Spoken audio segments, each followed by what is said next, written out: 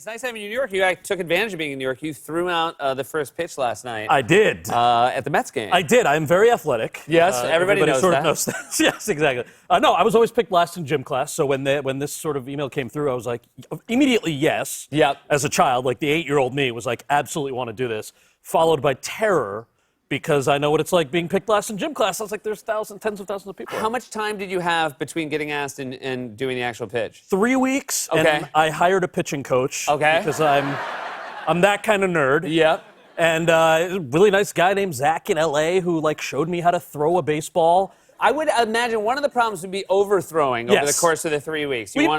You don't want to end up with like a sore arm. No, and there are plenty of celebrity videos of people who have thrown badly, which is like the nightmare. And a lot of them end New York. Yeah, no, I know.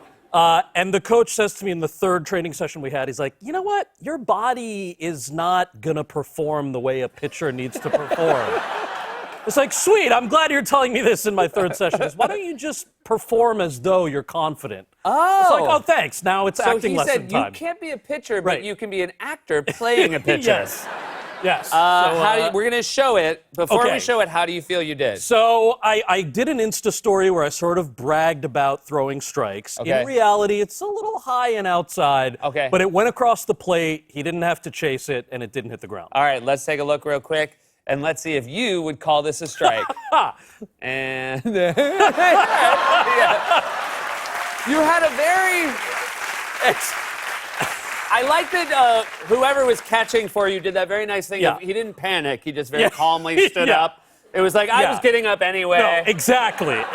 And I was like, and in my head, I'm like, the actor can talk a mean game, but clearly the pitch was what it was, guys. So Sunnyside, this is a show you've had an idea for a long time. You created it with Matt Murray, who's a wonderful writer who used to be my office mate at SNL. I know. Yeah. And you play, from the clip, a disgraced councilman who is now helping immigrants pass their citizenship test. Yeah.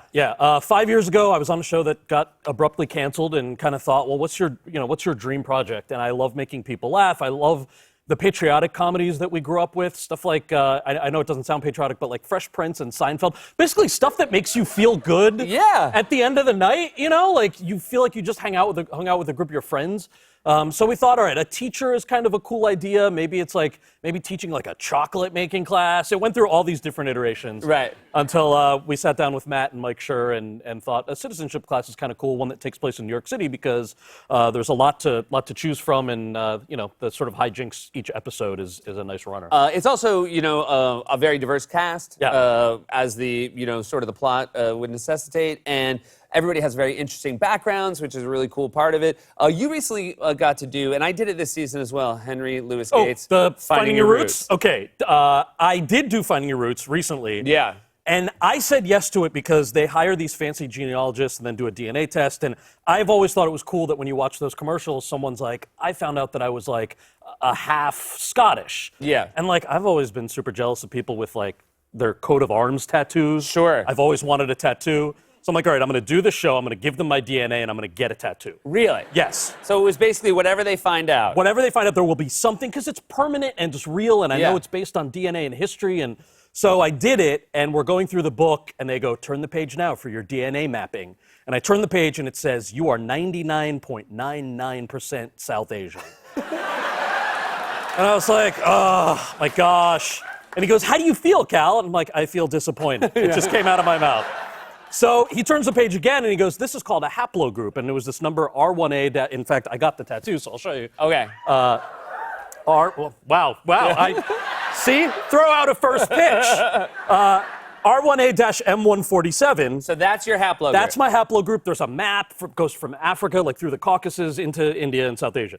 And I then asked for more DNA. They wouldn't give it to me. They're like, no, that's our intellectual property. I was like, no, guys, R1A-M147, I want to know what else is there. So then I was like, I can just buy a kit myself. Sure. It was $300. I waited for the holidays when it was on sale for $99. Yep. And then bought it, did the same thing. I'm on the computer. I'm like, all right, haplogroup. I click on it, R1A-M417. And I was like, wait a second. The tattoo I got is R1A-M147. Why is the computer telling me that my haplogroup is M417? And I realized there has been a phenomenal error This is not my haplogroup. Did you get confirmation? I got confirmation. I emailed them. And I said, what's the deal, guys?